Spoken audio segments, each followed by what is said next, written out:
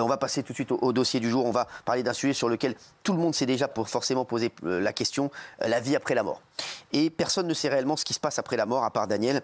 Et nombreux sont ceux qui ont tenté de l'expliquer. On va justement recevoir l'un d'entre eux, Stéphane Alix, ancien reporter de guerre, qui a récemment publié les résultats de 15 ans d'enquête sur l'après-vie. Il sera accompagné de Laura, qui a vécu une expérience de mort imminente, qu'elle raconte également dans un livre. Regardez, ça passionne tout le monde. Ouais. Vous allez voir ce qu'il raconte. C'est fou. Hein. Après, on est rassurés, en fait. Oui. Vous voyez ou pas? Moi, je dirais que j'avais toujours peur pour vous, Daniel, Gilles et tout. Ben, maintenant, là, je me dis, c'est pas grave. Merci, Cyril. Mais ça va faire du bien. Regardez, ça va faire du bien. C'est important. Merci. Alors que la fête des défunts a lieu aujourd'hui, de nombreux Français se demandent s'il y a une vie après la mort. Une personne sur 3 croit qu'il y a une vie après la mort. La mort, certains Français l'ont frôlée de près et affirment avoir vécu une expérience de mort imminente. D'un coup, je sens que je sors de mon corps. Journaliste, écrivain et réalisateur, Stéphane Alix affirme lui à travers le titre choc de son dernier ouvrage que la mort n'existe pas. La mort est un moment de métamorphose qui se caractérise par une continuité de notre conscience. Tandis que Laura, qui a vécu une expérience de mort imminente, sera sur notre plateau, Stéphane Alix, qui a effectué de nombreuses recherches sur l'au-delà, nous dévoile ce soir dans TPMP le résultat de 15 ans d'enquête sur l'après-vie. C'est le livre du moment, La mort n'existe pas. Hein. C'est le best-seller du moment, disponible depuis le 4 octobre aux éditions HarperCollins. Merci Stéphane Alix d'être là. Ça passionne tout le monde. Je sais qu'il y a plein de gens qui me disent on attend cette séquence depuis le début de l'émission. Vous vous présentez comme quelqu'un de plutôt cartésien. Et pourtant, après le décès de votre frère dans un accident de voiture en Afghanistan en 2001, vous décidez de vous intéresser au sujet de la vie après la mort. Vous avez donc enquêté de façon scientifique sur le sujet et vous avez donc sorti ce livre. Que s'est-il passé pour vous après la mort de votre frère ? Comme la plupart des gens qui sont touchés par un deuil, c'est stupéfiant, c'est inattendu, ça ouvre plein de questions. Mon frère est mort, il avait 30 ans, j'avais 32 ans à l'époque. Et voilà, ça ouvre tout un champ de questions qui sont des questions qu'on a peut-être dans l'adolescence, des grandes questions existentielles. Qu'est-ce qu'on fait là? Quel est le sens de la vie? Est-ce qu'il peut y avoir une vie après? Sauf que moi, j'étais ni philosophe, ni expert en théologie. J'avais envie de réponses de journalistes, des réponses concrètes et scientifiques. Et vous en avez eu. Lors de vos études, vous avez rencontré des cas de mort imminente. Est-ce que vous pouvez nous donner des exemples? Parce que c'est vrai que ça passionne les gens et ça nous passionne et ça nous intrigue. Est-ce que vous pouvez nous rappeler? Il paraît qu'il y a l'histoire de l'homme et de son dentier. C'est quoi cette histoire? Ça, c'est un des cas de témoignage qui a été rapporté dans une étude scientifique publiée dans une revue qui s'appelle The Lancet. C'est un monsieur qui est arrivé aux urgences dans le coma. Il était cyanosé, donc bleu. On a tenté de le ranimer. L'équipe s'est acharnée à essayer de le ranimer parce qu'il était assez jeune, donc il s'est dit on a peut-être une chance de le ramener. Et l'infirmière qui a essayé de l'intuber a vu qu'il avait un dentier, donc elle a enlevé l'appareil dentaire, elle l'a intubé. Il a fallu 1h30 avant de le ramener à la vie. Et une fois qu'il a été ramené à la vie, il a été emmené en salle de réveil. Et quand il s'est réveillé, il dit mais où est mon dentier?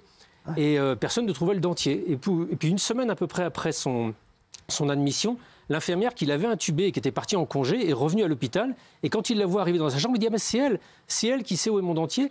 Pendant que vous étiez en train de me ranimer, je vous ai vu enlever mon dentier, j'étais au plafond, je vous ai regardé, je vous ai vu le mettre sur un chariot de secours et je vous ai vu m'intuber et me sauver. Donc et des cas comme ça, comme ce que pourra raconter Laura éventuellement, c'est des cas extrêmement fréquents. La partie de sortie hors du corps, la partie où la personne qui vit un arrêt cardiaque, un accident de voiture, un accident sur un bloc opératoire, au lieu d'être inconsciente comme a priori elle devrait l'être puisque son cerveau ne fonctionne plus ou très mal, elle est au plafond en train de regarder ce qui se passe. Elle est dans quel état? Elle est entre la vie et la mort, c'est quoi?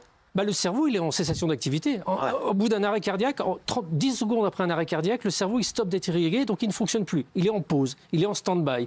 Donc là, a priori, plus d'expérience de conscience possible. Et pourtant, 20% des personnes qu'on ramène à un arrêt cardiaque disent non seulement avoir été conscientes, mais extrêmement conscientes, avoir vu le tunnel, la lumière, tous les récits. C'est quoi les récits? Parce que c'est vrai, le tunnel, la lumière, est-ce qu'on peut revenir là-dessus? C'est tous les mêmes, ils disent quoi? C'est une expérience qui est difficile à décrire déjà pour les personnes qui les ont vécues, parce qu'il y a comme une espèce d'intensité de vie que tu n'as pas au quotidien dans notre existence. Donc déjà, c'est compliqué. Qu'est-ce que ça veut dire une vie plus intense que notre réalité? Donc ils décrivent cette intensité, ils décrivent une lumière qui n'est pas éblouissante, qui rayonne d'amour, ils décrivent la rencontre parfois avec des proches décédés ou avec des figures spirituelles, des êtres de lumière. Ouais. C'est assez récurrent, il y a vraiment des constances, quel que soit le pays, quel que soit le... C'est quoi? Donc à un moment, ils voient un tunnel avec la lumière? Un tunnel avec la lumière, et il y a souvent un moment de non-retour, un moment où ils ont l'impression de pénétrer dans ce qui ressemble pour eux à la mort. Et à un moment, il y a soit une phrase qu'il aurait dite, soit quelqu'un qui apparaît, qui dit non, c'est pas le moment, tu dois revenir. Et là, il y a un mouvement de recul, de retour vers le corps. Je me souviens d'un patient qui m'a dit j'ai l'impression de réintégrer mon corps comme quand on renfile une combinaison de plongée mouillée après l'avoir extrait. C'est froid, c'est douloureux, c'est étriqué. Alors qu'ils étaient dans quelque chose d'une grande félicité. Mais moi, pour le journaliste que je suis, il y a un élément de ces expériences qui pour moi est vérifiable et intéressant, c'est la partie où ils sont hors de leur corps et ils décrivent cette promenée dans le bloc où ils étaient opérés, par exemple, ou sur la scène de l'accident, ou parfois assez à distance. Ouais. Comment expliquer que des personnes qui sont dans un état comme ça, avec un cerveau qui ne fonctionne plus du tout ou très mal, puissent décrire des choses qui se passent dans une pièce à côté, dans un bloc opératoire, et des cas comme ça, il n'y en a pas un, il n'y en a pas 10, il y en a des centaines de milliers. Incroyable. Alors, est-ce que vous pouvez nous raconter, pour les téléspectateurs qui nous rejoignent à 21h, avec vraiment La mort n'existe pas, le livre de Stéphane Alix, est-ce que vous pouvez nous raconter cette histoire du chirurgien qui fait la poule? Bah ça, c'est encore un autre cas qui est assez rigolo. Enfin, rigolo. Ouais. C'est un patient qui a subi une opération à cœur ouvert et qui va voir un psychiatre qui est un de mes amis que je connais bien, à qui il explique avoir vécu pendant son opération une expérience de mort imminente classique. Il est sorti de son corps et il dit, mais d'ailleurs, il y a un truc qui m'a interloqué, c'est que j'ai vu le chirurgien qui était en train d'opérer mon cœur, et d'ailleurs, j'étais en train de voir où il était en train de travailler sur l'infarctus, j'ai vu mon chirurgien faire la poule. Et le psychiatre dit, mais qu'est-ce que vous voulez dire? Il était comme ça, et puis il battait des ailes comme s'il était une poule. Donc mon ami psychiatre est interloqué, il dit, mais je connais ce chirurgien parce qu'il est dans le même hôpital, donc il va voir le chirurgien. Et le chirurgien est d'origine japonaise et déjà extrêmement surpris qu'on lui dise ça. Et dit, effectivement, je ne fais pas la poule, mais là où j'ai appris la chirurgie, pour éviter de contaminer les objets ou les ustensiles de chirurgie, j'ai l'habitude de poser mes mains sur mon poitrail et de désigner à mes assistants les objets à prendre, le bistouri, etc. Regarde. Donc le type, il avait la poitrine ouverte, le cœur dans la main du chirurgien qui était en train justement d'opérer son infarctus. Comment est-ce qu'on peut expliquer, en s'imaginant que le cerveau fabrique la conscience, parce que ça c'est la grande thèse que je démontre dans le livre, on vit comme s'il était une évidence que notre cerveau fabrique notre conscience, que notre cerveau fabrique qui nous sommes. Or, quand le cerveau ne fonctionne pas, 20% des gens ont une expérience de grande conscience. Une âme, c'est la preuve de l'âme, en fait, cette histoire. Alors, selon vous, que se passe-t-il pendant que quelqu'un décède? On change. Il y a une forme de continuité. Il y a un maître spirituel tibétain qui m'avait donné cette image assez parlante. Il m'a dit, vous voyez, qu'est-ce qui se passe quand vous dormez? Vous êtes dans votre lit, vous fermez les yeux, vous êtes conscient, puis à un moment, vous perdez connaissance et vous vous réveillez, vous êtes en train de rêver, vous êtes dans votre rêve. Vous ne savez pas que vous rêvez, vous ne savez pas que vous êtes endormi, vous êtes dans une nouvelle réalité, celle du rêve. La mort, d'après ce maître tibétain, c'est un peu la même chose. C'est-à-dire que tu es dans ton lit, tu es là où tu es en train de décéder, il y a quelque chose qui lâche, il y a une perte de connaissance, et puis tu reprends conscience, tu ne comprends pas trop ce qui se passe tout de suite. Peut-être tu peux trop comprendre très rapidement, peut-être ça peut prendre du temps. Souvent, les personnes qui décèdent dans un accident, comme mon frère, par exemple, un accident de voiture, ça va être un petit peu stupéfiant parce que tu ne t'attends pas à mourir comme ça. Mais alors, ça ne veut pas dire que tu vas en enfer, ça ne veut pas dire que tu vas devenir une âme errante ou un fantôme, c'est juste un moment d'un peu de surprise qui va demander un certain temps d'adaptation. Il y a une forme de continuité. Les scientifiques parlent de continuité de la conscience. Il n'y a pas d'arrêt. Nous, on s'imagine que le cerveau s'arrête, tu meurs, c'est fini, il n'y a plus rien. Non, il n'y a pas d'arrêt. Ça continue. Ça continue plus dans notre corps. Mais on fait quoi après, alors, monsieur... ça, c'est... Ah ouais, on ne sait pas, ouais. Ça reste un mystère. Continue, moi, je me suis déjà borné à essayer de... Ça continue, quoi. Je me suis... Comment? Il y a un copyright, c'est comme TPM. Non, mais c'est vrai, c'est fou. Vous êtes déjà, comme vous m'avez dit, vous vouliez me dire quelque chose? Moi, je me suis déjà essayé de m'attaquer à vérifier que les preuves scientifiques attestant que la conscience survit à la mort du corps existent et sont suffisamment présentables et compilables. C'est ce que j'ai rassemblé dans ce bouquin. Après, qu'est-ce qui se passe après? Ça sera peut-être le tome 2. Oui. Ou l'émission de demain. Oui, avec plaisir. On va parler de plein de choses. C'est quoi le remote viewing utilisé par la CIA? Ça, c'est une des techniques qui permet de montrer justement que notre cerveau n'intervient pas dans certains de nos capacités de perception. Ça s'appelle la vision à distance et ça a été utilisé par les services de renseignement américains de l'armée et de la CIA pour espionner à distance. C'est les voyants. Le programme s'appelait le programme Stargate. Il a été... Stargate. Stargate. Ah oui. D'accord, oui. Il a été évalué par le Congrès américain. Tout ça est officiel. Toutes les sources sont dans le bouquin. Ce n'est pas du tout des fantasmes qui sortent d'une série télévisée. C'est vraiment des choses qui ont été étudiées. Donc, il y a eu des centaines de missions. Par exemple, je connais bien un des espions qui s'appelait Joe McMoneagle, qui s'appelle toujours Joe McMoneagle, à qui on demandait dans une pièce de sa base militaire aux États-Unis d'aller voir ce qui se passait dans un bunker bizarre au fin fond de la mer Baltique en Union soviétique. Il y va, comme s'il sortait de son corps. Il voit dans le bâtiment une énorme structure. Il revient en disant j'ai l'impression que c'est en train de construire un sous-marin géant.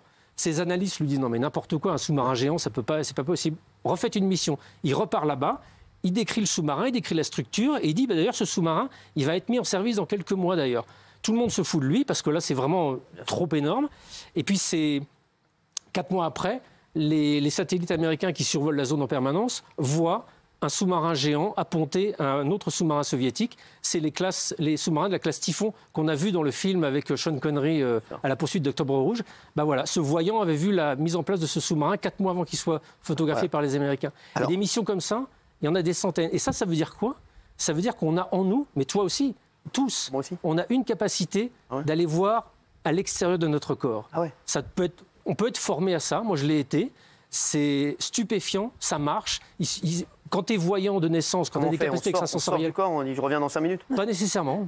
Ça peut être le cas. Astral. C'est le voyage astral. C'est ce que certains appellent le voyage astral. Ah ouais. Bah, Quand on sort de son corps pour aller voyager. Moi, je vais à Punta Cana la semaine prochaine. Non, mais ça coûte moins cher. C'est quoi la conscience dont vous parlez? Les religions parlent de l'âme. Moi, je parle de conscience fondamentale. C'est une dimension que nous portons, qui nous constitue, qui n'est pas liée à l'activité de notre cerveau. Nous, on pense que la conscience, c'est notre sentiment d'être nous-mêmes, notre individu, notre personnalité, et que c'est forcément lié à l'activité de notre cerveau. Or, tout ce que je présente dans le bouquin démontre que quand notre cerveau ne fonctionne plus, on continue d'être conscient. C'est l'âme, c'est une dimension fondamentale qui nous constitue et qui est immortelle. Justement, on a Laura Blanchon qui est avec nous, qui a vécu une expérience de mort imminente. Vous allez entendre son histoire, et elle est incroyable. Vous avez eu une méningite foudroyante. Oui. Vous êtes resté 10 jours dans le coma. Et vous êtes finalement miraculeusement revenu à la vie. Est-ce que vous pouvez nous raconter votre expérience de mort imminente? Parce que les téléspectateurs, quand vous allez elle va vous raconter ça, c'est vrai que c'est incroyable. Lorsque je suis tombée dans le coma, j'ai vécu une sortie de corps. C'est-à-dire que le souvenir que j'ai en me réveillant du coma, c'est de me voir au-dessus de mon corps, de voir les machines, mon frère, mon père. Je pouvais tout resituer dans la pièce et je pouvais même dire ce qu'il m'avait dit. Alors qu'à ce moment-là, l'électroencéphalogramme, il était plat, donc pas d'activité cérébrale. Ensuite, mon père me dit, et je l'entends, je préfère que tu meurs plutôt que tu souffres. Et à ce moment-là, j'ai l'impression de m'envoler, de partir. Et j'arrive dans une atmosphère bienveillante. Je me suis jamais sentie aussi bien que là-bas. Ah ouais. Et ensuite, c'est des séries de rêves. Quand je me réveille du coma, je raconte tous ces rêves et je fais des liens. Et entre autres, je vois mon arrière-grand-mère qui prend soin de moi. Je rencontre aussi une personne âgée que je ne connais pas, qui m'explique qu'il est là pour prendre soin de moi et que je vais repartir, que je vais revenir. Vous avez vu le grand-père de votre mari et sa maison alors qu'elle ne vous connaissait aucun des deux? Les souvenirs de ce rêve-là que je raconte, je décris le grand-père, la maison, les arbres, le poulailler. Je peux tout vous situer comme on se souvient d'un rêve. Et en parlant avec ma famille, ma belle famille de mes rêves, ma belle famille me dit, on dirait que tu racontes la maison de chez Pépé. C'est fou. Donc mon beau-père m'a emmenée dans cette maison à 4 heures de chez moi et on retrouvait tout au même endroit. Il manquait une chose, c'était un seul pleureur qui était dans mon rêve et qui n'était pas dans le jardin. Et mon mari m'a emmenée et il y avait une souche d'arbre et il m'a dit quand j'étais petit, il y avait un seul pleureur à cet endroit. C'est ouf, c'est ouf. Alors, incroyable votre histoire. C'est quoi cette histoire de restaurant chinois? Pardon? Pourquoi cette histoire de restaurant chinois? Parce que je disais qu'il y a des rêves qui sont inexplicables, comme celui-là. Mais il y a des rêves qui sont aussi explicables. Je me souviens que ma mère m'emmène dans un restaurant chinois et qu'elle me tient et qu'elle m'étouffe avec une amande. Ah ouais. Ça fait partie des rêves. Et lorsque je raconte à ma mère me dit, mais en fait, ce qui s'est passé, c'est qu'il fallait te réintuber et tu bougeais trop. Je t'ai tenue avec l'équipe soignante et il y avait une personne asiatique qui sentait fort la nourriture asiatique qui te tenait avec moi. Et donc, dans mon cerveau, ça s'est transformé en restaurant chinois et ma mère qui essayait de m'étouffer. Mais là, pour le coup, ce rêve-là, on peut faire des liens avec ce qui s'est passé dans la vraie vie, mais pas sur les autres. C'est incroyable. C'est incroyable. Gilles, ce qui est fou, c'est que les histoires sont incroyables et toujours positives. C'est-à-dire que vous êtes dans un halo, vous discutez avec des gens. Il n'y a jamais de sensation désagréable. Tout est toujours dans un univers merveilleux. Je sais que ça existe, mais pour moi, ça a été une belle expérience, vraiment. J'ai jamais été aussi bien qu'à ce moment-là. Hein. Et je ne voulais pas revenir. Ah, vous ne vouliez plus revenir? Non. Ah ouais. Non, je me suis j'ai eu la sensation de me rendormir et je me suis réveillée à l'hôpital. Ouais. Mais il y a des personnalités qui ont vécu ce qu'on appelle near-death experience, expérience de mort imminente. Philippe Labro, qui travaille sur C8, a raconté qu'il avait vécu ça. Et il raconte effectivement qu'il est au-dessus du corps. Et il y a toujours ces choses de couloir lumineux ou de bienveillance, d'apaisement. Il y a Moundir aussi. Ah oui, Moundir m'a écrit en direct, il m'a dit que lui aussi, il a vu une lumière. Je lui ai dit non, c'est juste c'était les phares de ma voiture. non mais c'est vrai, il est con. Est-ce que vous vouliez plus revenir? C'est ça qui est fou. Vous n'êtes jamais senti aussi bien. Ouais, il est total. Et en plus, tu penses même pas à tes parents ou à ton copain que tu as laissé. Tu penses plus qu'à toi. C'est très égoïste, mais plus rien ne compte. Plus rien ne compte. Juste, c'est un bien-être total. Alors, juste Stéphane, qu'est-ce qu'on peut découvrir après la mort? C'est quoi? Que ça continue. Moi, je trouve que c'est déjà une bonne nouvelle. C'est quoi, genre ça continue, mais il y a quoi? Parce qu'il y a des soirées, c'est quelques minutes. Il y a du paddle. Non, mais c'est vrai. Je pense que quelqu'un qui apportera une réponse détaillée sur cette question-là, faudra s'en méfier parce que c'est une question tellement vertigineuse que on sort un peu de mon domaine de compétences. Moi, je suis journaliste, je suis pas encore une fois théologien, donc je me suis contenté déjà de montrer que le mythe moderne, notre croyance moderne qui postule que notre cerveau fabrique notre conscience, c'est une hypothèse qui ne tient pas la route. Après, que devient notre conscience quand elle est plus prisonnière de notre cerveau? Quand tout d'un coup elle regagne, ce que dit Laura et ce que disent beaucoup de témoins d'expérience de mort imminente, c'est qu'ils ont l'impression de se réveiller en vivant cette expérience de mort imminente. Comme si là on vivait dans une forme de sommeil. Alors est-ce qu'on se réveille? Qu'est-ce que ça veut dire une réalité plus grande? On n'a plus de limitation d'espace et de temps. On peut se déplacer dans le temps et dans l'espace sans que ça pose le moindre problème. Laura s'est déplacée à une certaine distance. Il y a des témoins qui disent « je suis parti à 4000 km en une fraction de seconde comme ça ouais. ». Donc, ça va faire des économies. Ça. Oui. Donc, en fait, ce qui est magnifique, c'est que grâce à votre livre, on arrive à matérialiser l'existence vraiment de l'âme. Et on comprend du coup que dans cette vie, c'est important de prendre soin de son corps, effectivement, mais de son âme aussi. Parce que son âme, c'est celle qu'on va continuer à garder. Ah ouais. Et donc, faire le bien pour le bien de son âme, c'est important. C'est important de faire le bien parce que c'est comme ça qu'on rend notre âme plus belle, parce qu'on va la garder pour toutes les prochaines vies. Ça compte ça, parce que moi, j'ai des points en moins. Non, mais c'est vrai, j'ai des points en moins, moi. Oui. Donc, merci de souligner ça, parce que pour moi, c'est vraiment important. Notre âme, notre dimension spirituelle, elle ne va pas forcément se révéler au moment de la mort, Cyril. Elle est là maintenant. Ah ouais. Et elle s'exprime comment, cette âme? Il y a des stages pour regagner des points ou comme ça? Non, mais c'est vrai. L'âme, elle s'exprime comment? Pour toi, pour tous les gens? L'âme, elle a chanté, elle est loin. Elle s'exprime à travers notre intuition. Avec un micro, elle s'exprime. L'âme, elle s'exprime. Notre âme, elle s'exprime à travers notre intuition. Notre cerveau, non seulement il ne fabrique pas notre âme, mais il l'écrase, il l'empêche de s'exprimer.